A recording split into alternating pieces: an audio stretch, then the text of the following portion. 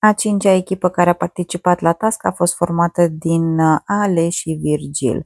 Înainte să înceapă, Virgil s-a uitat la ecran, dar am văzut că după ce s-a dat start cronometru a fost schimbat cuvântul. Oricum nu a nimerit niciunul, a avut minciună și el spunea prăjitură, a avut buze și el a zis prima dată buză și după a insistat Ale ca să ghicească cuvântul pentru că era foarte aproape. În schimb, a doua oară a zis altceva Virgil și nu a nimerit și a mai spus pas la un cuvânt.